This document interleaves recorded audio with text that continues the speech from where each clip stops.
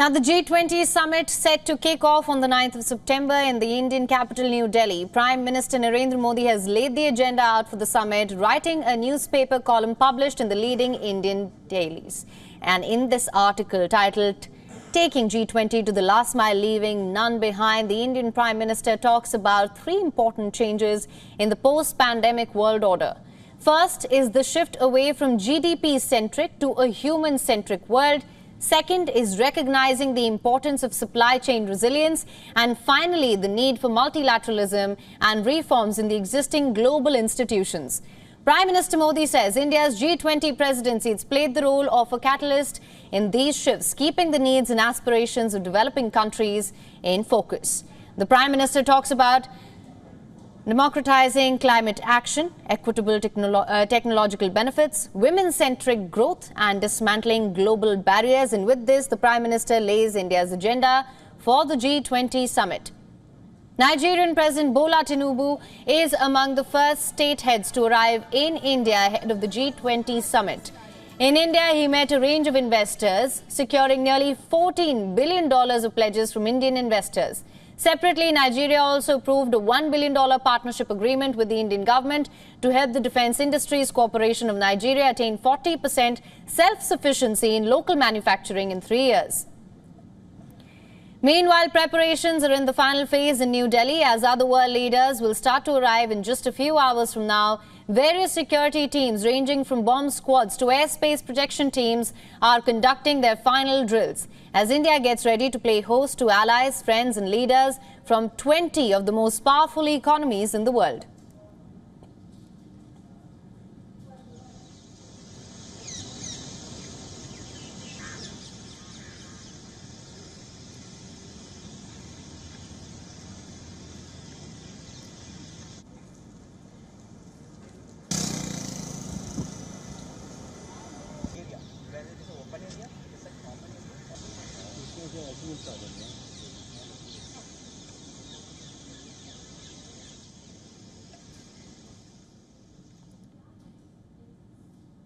For more on this, we're now being joined by Principal Diplomatic Correspondent Siddhant Sibal from New Delhi. Siddhant, thank you so much for joining us. Let's start by talking about the key highlights in the agenda that's been laid out by the Prime Minister. As I mentioned earlier, a human-centric approach, recognizing the importance of supply chain resilience and also the need for multilateralism and reforms in the existing global institutions. What can you tell us about this, Siddhant?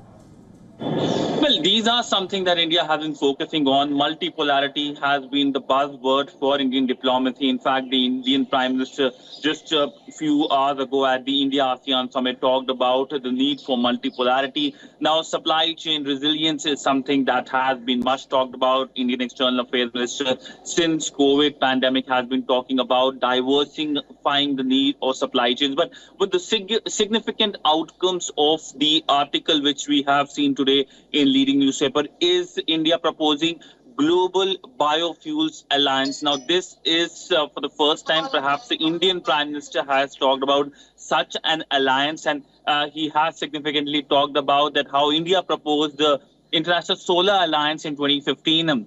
That was a joint India-French project, and it has really taken off with almost 100 countries now participating in it. Now India has proposed Global Biofuels Alliance, and this is another initiative by the Indian side to fight the scourge of climate change. Absolutely, Siddhant. And as I mentioned earlier as well, the Prime Minister also talks about democratizing climate action, equitable technological benefits. Can we see any consensus on this over the course of the summit? Well, when it comes to negotiations, they say the best negotiations is when nobody is happy. But India wants to make sure that the global south and large portions of the world will be happy with the outcomes here in Delhi. Just one day left for the summit to start. Now, when it comes to issues related to climate change, this is a summit that is going to focus a lot on climate change. In fact, India has invited UAE, which is the chair and the host country for COP this this year and will be hosting the summit as well. But largely, if we talk about climate change, India domestically has taken several steps when it comes to focusing on renewable energy. Internationally, it's the International Solar Alliance. And when it comes to consensus on fighting climate change, this is an issue that all countries will be on board. There might be divergences between the G7, Russia and China on issues related to Ukraine, but climate change is something that impacts everyone, and everyone would like to see actions being taken on the ground. In fact, 2023 is set to be the hottest year, and this is a headline which we almost now hear every year. So the hottest year is something that is dangerous for mankind.